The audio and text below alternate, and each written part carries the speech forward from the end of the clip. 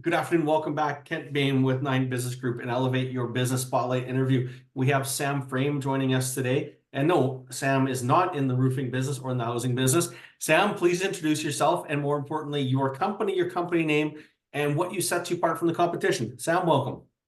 Thank you, and glad to be here. My name is Sam Frame. I am the owner of Care Plumbing, and we work out of Calgary, or the greater area of Calgary. What sets us apart? I think just knowing the projects and the opportunities that the clients present, and that we can exceed that client's trust and provide to them a contractor that gives them integrity at the very end, and to be honest in what you provide to them as a product.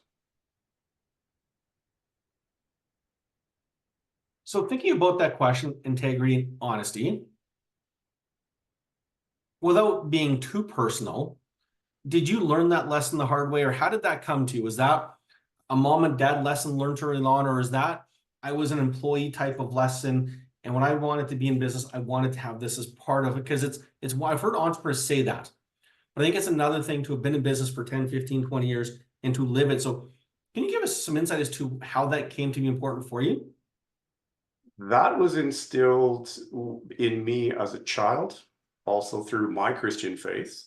It is instilled in how I carry myself in my business world, but also in my personal world. I try to always instill honesty and integrity in everything that I do.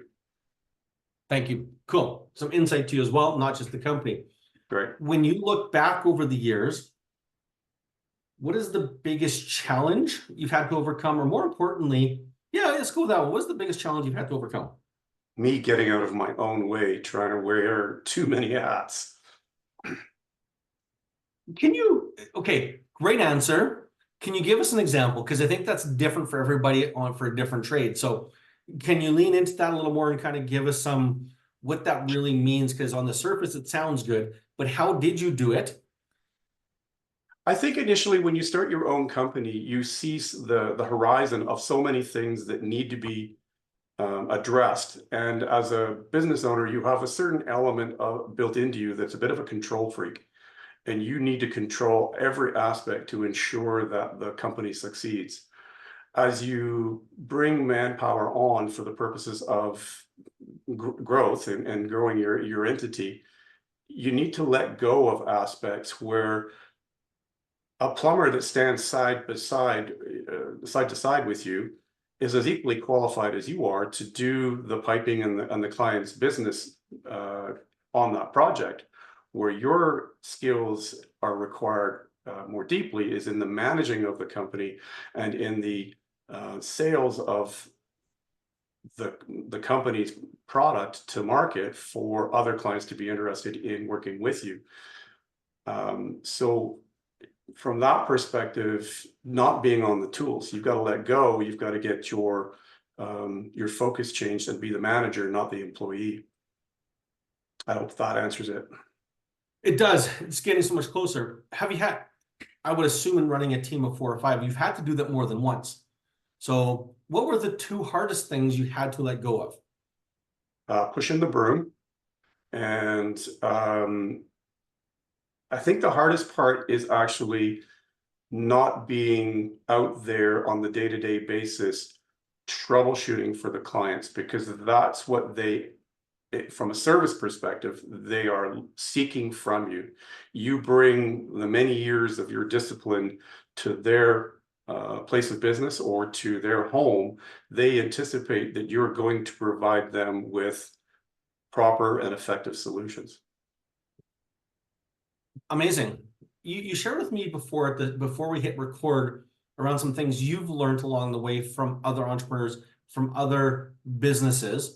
What is the top, if there's 1 or 2 things, can you share them with us? Start with what is the one thing you've learned maybe about project management or working on large jobs, keeping teams motivated, as an example per se of something you've learned from another entrepreneur or another business owner? We've had the good fortune here in the last 6 months. We've been working on a project that started about 2 years ago in the planning phases. and the contractor that is running this project introduced us to one of their programs that has been very effective at managing multiple trades on a project.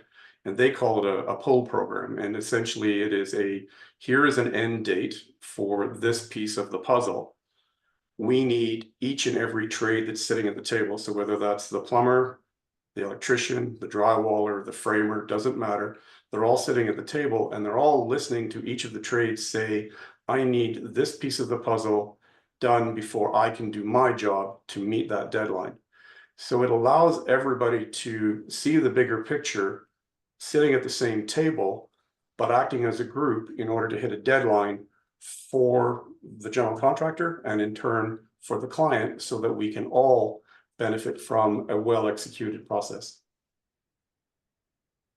Well, isn't that just smart? And I'm not trying to be sarcastic. That seems, and maybe I've been around, maybe I'm a perfectionist when I work with my clients. So you're saying that as if that doesn't happen very often.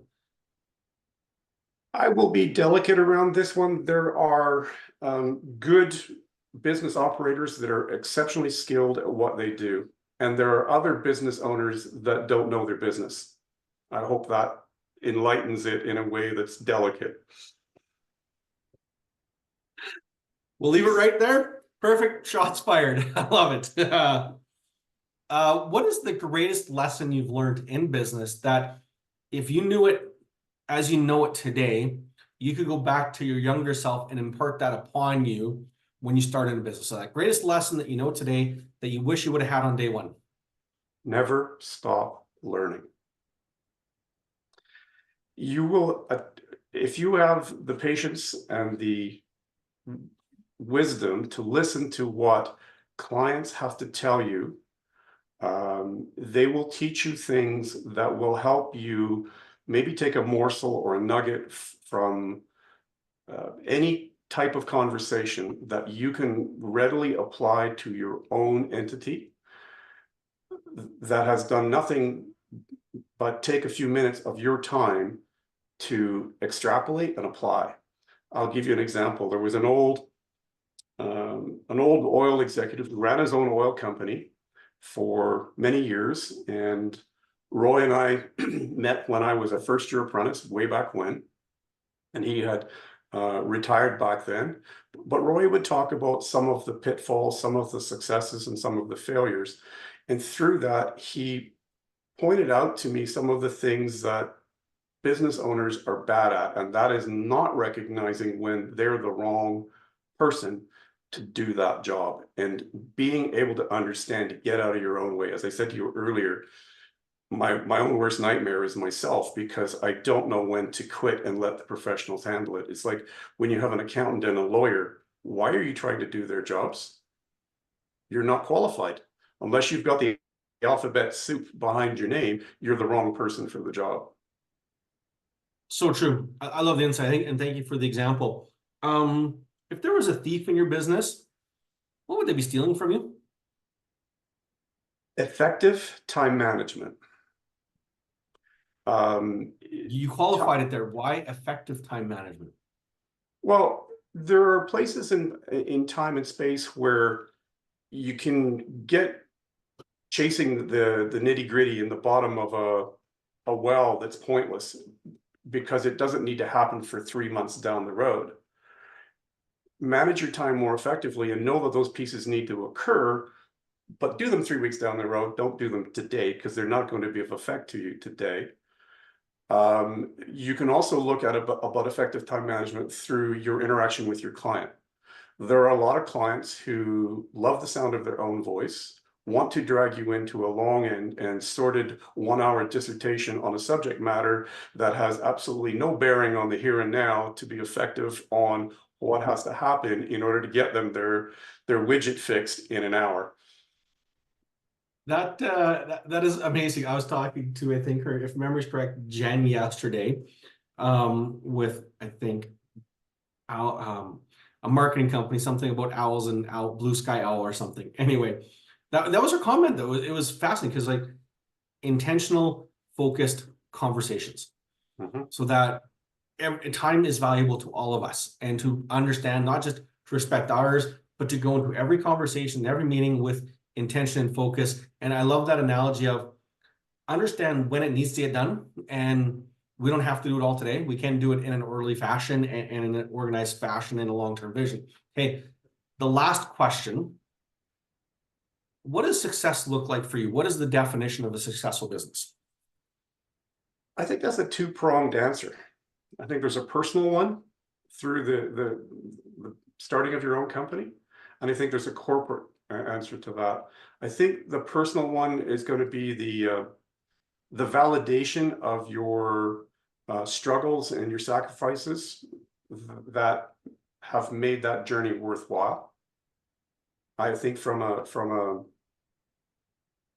corporate perspective, it's the gratifying to know that our brand was and is a trusted entity providing a service to a client and providing employment security for each of our team members, that maybe down the road your legacy can live on through whether that's your employees buying your organization or it's being sold on to somebody else, but what you crafted out of your own efforts is an entity that others would